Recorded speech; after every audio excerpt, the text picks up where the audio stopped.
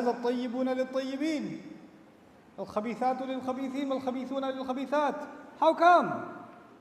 اللہ تعالیٰ جب کہہ رہے ہیں اچھے مردوں کے لیے اچھی عورتیں ہیں اور اچھی عورتوں کے لیے اچھے مرد ہیں، کہنے کا مقصد یہ ہے کہ اچھے لوگوں کو ڈیزرو کرتے ہیں، اچھے لوگوں کو اچھے لوگوں کے ساتھ ہونا چاہیے، برے لوگوں کو برے لوگوں کے ساتھ ہونا چاہیے.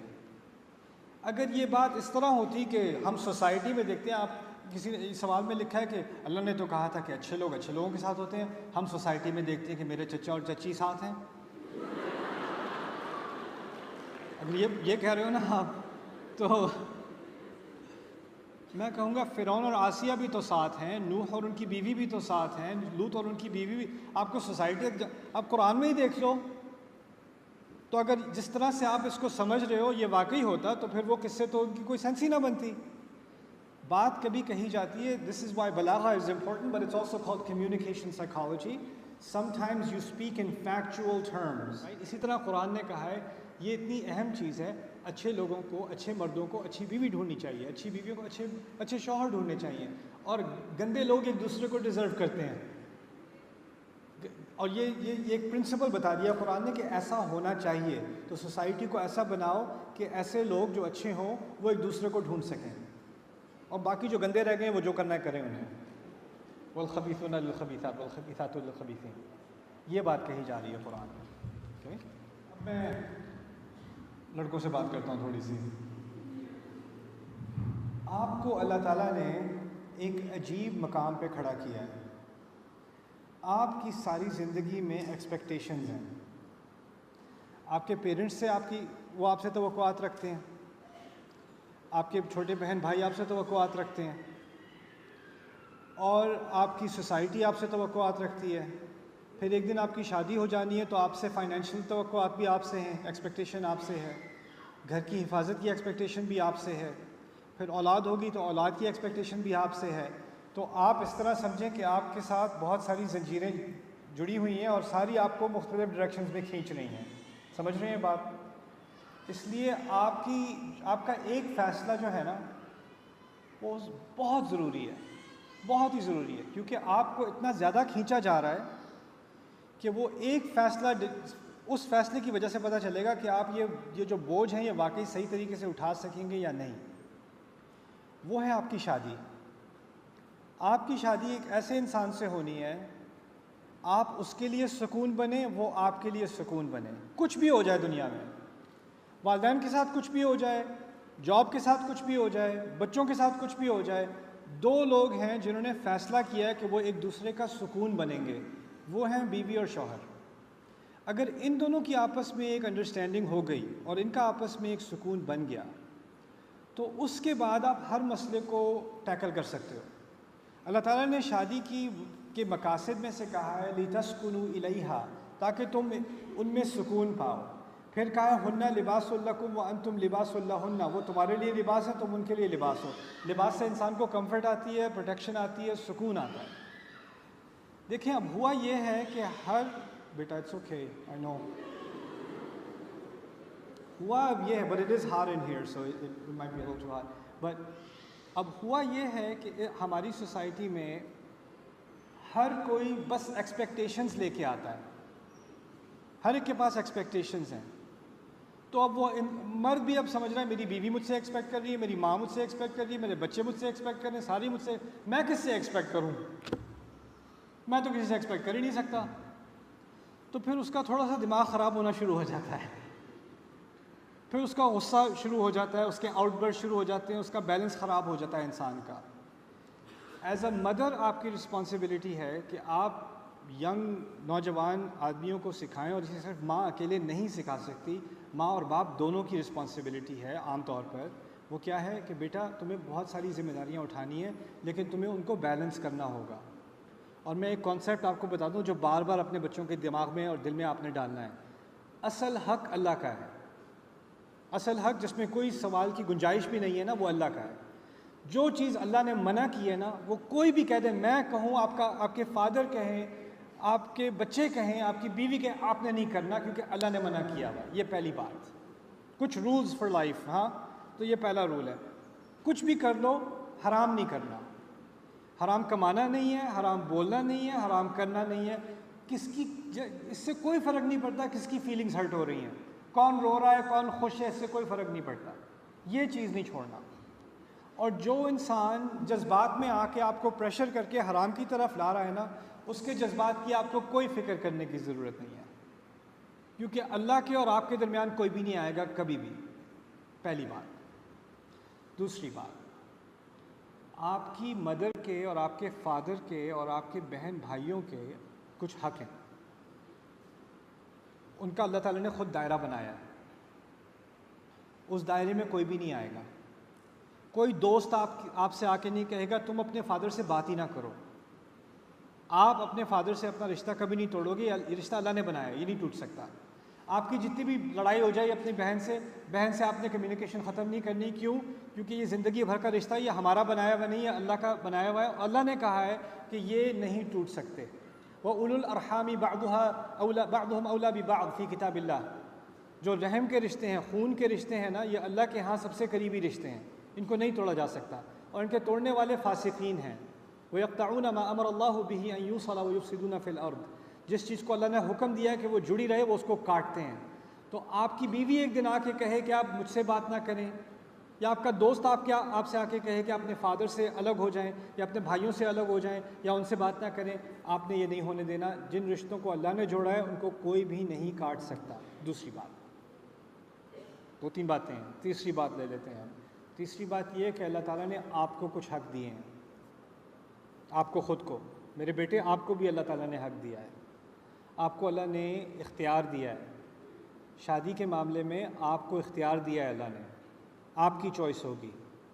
اگر میری نظر میں کوئی اچھی لڑکی ہوئی تو میں ایک دن آپ سے بات کروں گا، لیکن چوائس آپ کی ہوگی. آپ اس لیے نہیں کہو گے ہاں کہ ماں کہہ رہی ہے. میں نے شادی نہیں کرنی، آپ نے کرنی ہے. آپ مرد ہو، آپ کی فیملی ہوگی، آپ نے سوال پوچھنے ہوں گے، آپ نے تفتیش کرنی ہوگی، آپ نے اپنے دل کا اطمینان کرنا ہوگا، کیونکہ آخر میں ذمہ داری کس کی ہوگی؟ آپ کی ہوگی. ماں، میں آپ کے لیے عید کے کپڑے لے لوں گی جب آپ چھوٹے ہوگے، لیکن آپ کے لیے میں بیوی لے کے نہیں آؤں گی. یہ میری ذمہ داری نہیں، یہ آپ کی اپنی ذمہ داری ہے کہ آپ نے کہاں شادی کرنی ہے. اگر آپ مجھ سے کہو گے میرے لیے رشتہ ڈھونڈ دیں، تو پھر بھی فیصلہ آخری کس کا ہوگا؟ بیٹے کا ہوگا، آپ کا. کیونکہ اللہ نے آپ کو یہ ذمہ داری دی ہے. آپ اس کانٹریکٹ میں شامل ہو رہے ہو، آپ پر قانونی رسپانسبلٹی عائد ہوتی ہے. آپ اس وقت ایڈلٹ ہو. شادی کا حق آپ کو ہے. یعنی کہ ماں باپ شروع سے کہہ رہے ہیں، ماں باپ سے جہاں میں کہوں گا وہاں تم شادی کرو گے. یہ ڈائلاگ ہماری فیملی میں نہیں ہوگا، کیونکہ ہم اللہ کے ماننے والے لوگ ہیں. جس چیز میں اللہ نے آپ کو حق دیا ہے نا، وہ میں بھی نہیں لے سکتی. آپ کی ماں ہوں، میں بھی نہیں لے سکتی. میں آپ کا باپ ہوں، میں بھی نہیں لے سکتا، کیونکہ اللہ نے آپ کو وہ حق دے دیا. آپ نے کمائی کرنی ہے، آپ نے بزنس کرنا ہے، آپ نے تعلیم لینی ہے. جب آپ کام کرنا شروع کرو گے تو آپ کا حق ہے کہ آپ حلال کمائی کریں. میں آپ کو آ کے نہیں کہوں گی یہ بیٹا یہ حلال تو ہے لیکن یہ ذرا زیادہ مجھے یہ کمپنی اچھی نہیں لگ رہی، بس ادھر نہیں کام کرو، ادھر کام کرو. نہیں، میں آپ کے کام میں بھی عمل دخل نہیں. میں ایڈوائس تو دوں گی، لیکن وہ اختیار آپ کا ہے کہ کمائی کرنی ہے آپ نے، بزنس کرنا ہے آپ نے، جاب کرنی ہے آپ نے. یہ آپ کی ذمہ داری ہے اور آپ کا اختیار بھی ہے.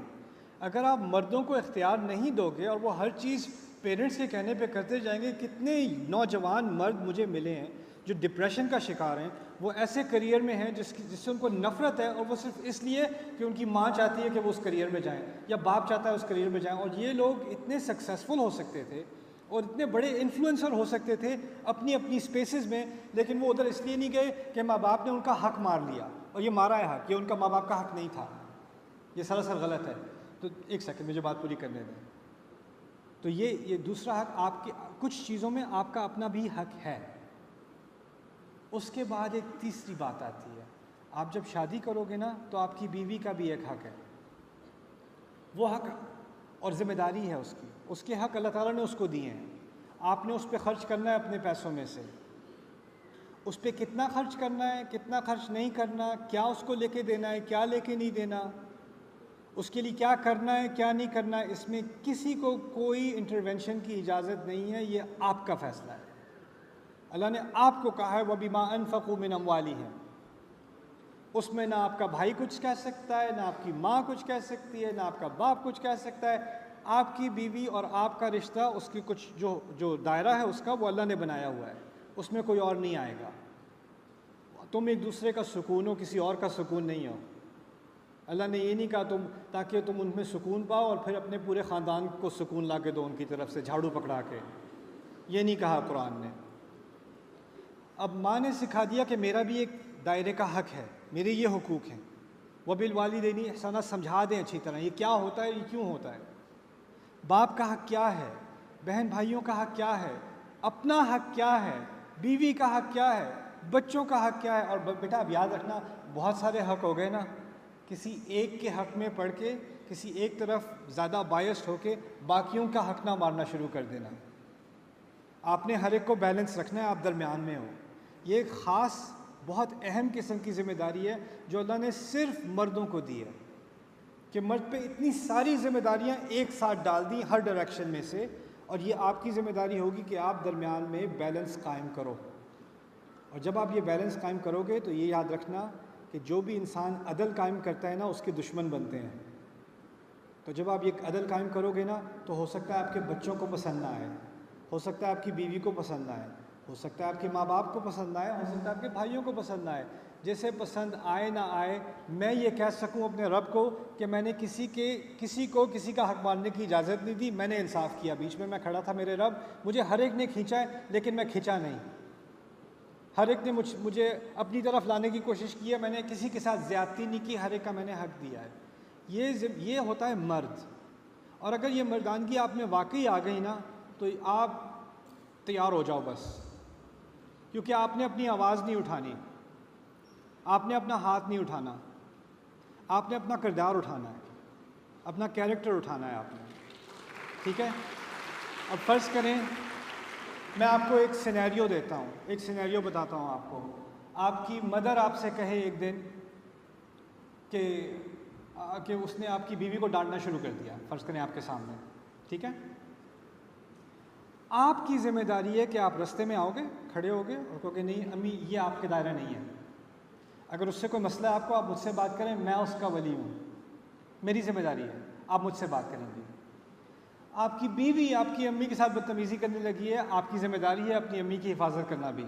آپ رستے میں آ جاؤ گے، نہیں تمہیں اگر میری مدر سے کوئی مسئلہ ہے تو مجھ سے بات کر لو، میں دیکھ لوں گا. اب ہوگا یہ کہ ماں سمجھے گی کہ تم بیوی کی طرف بائسڈ ہو اور بیوی سمجھے گی کہ تم ماں کی طرف بائسڈ ہو. صرف تمہارے رب کو پتہ ہے کہ تم بائس نہیں ہو. جب کبھی کبھی اللہ کو خوش کرنا ہوتا ہے نا تو سارے ناخوش ہوتے ہیں. Congratulations on being a man. That comes with the territory. But ہوا اب کیا ہے کہ ہم نے ایک طرف زیادہ باعث ہو گئے ہیں، دوسری طرف زیادہ باعث ہو گئے ہیں. جو اپنی بیوی سے بہت پیار کرتے ہیں وہ اپنے پیرنٹس کے ساتھ کمیونیکیشن نہیں کرتے، جو اپنے پیرنٹس سے بہت پیار کرتے ہیں وہ بیوی کو انہوں نے بالکل سفیکیٹ کر کے رکھا ہوا ہے. ایکسٹریمز بن گئے ہیں نا، اور ان سارے ایکسٹریمز میں کسی نہ کسی کے ساتھ زیادتی ہو رہی ہے. اور ان سب کے درمیان میں ایک مرد ہے، اور اس مرد کو اب کھڑا ہونا پڑے گا. آخری بات میں یہ کہہ دوں کہ جو عورتیں ہیں نا ان کا اصل مقصد پتہ کیا ہوتا ہے؟ اپنے مرد کے کیریکٹر کو سٹرونگ کرنا، اس کو سپورٹ کرنا، اس کو صحیح بات کی طرف مائل کرنا. You have to be his strength. رسول اللہ صلی اللہ علیہ وسلم ایسے واقعات ان کی زندگی میں ہوئے ہیں جب پورے صحابہ نے ان کی بات ماننے سے انکار کر دیا حدیبیہ میں. ان کو بھی اللہ کے نبی کو سپورٹ کی ضرورت تھی. اس وقت ان کی وائف نے ان کو، ہماری مدر نے ان کو سپورٹ کیا ہے. یعنی اس بیچارے انسان کو، اس مرد کو بھی سپورٹ چاہیے. ہر طرف سے اس کے اوپر ایکسپیکٹیشنز آ رہی ہیں، کلیپس ہو جائے گا. اس کا 45 سال کی عمر میں اس کا ہارٹ اٹیک ہو جائے گا اتنی سٹریس لے کے. آپ کو اس کی زندگی میں سکون لانا ہے، اور پھر دیکھیں کہ یہ آپ کی زندگی میں کیسے سکون لاتا ہے انشاءاللہ تعالی.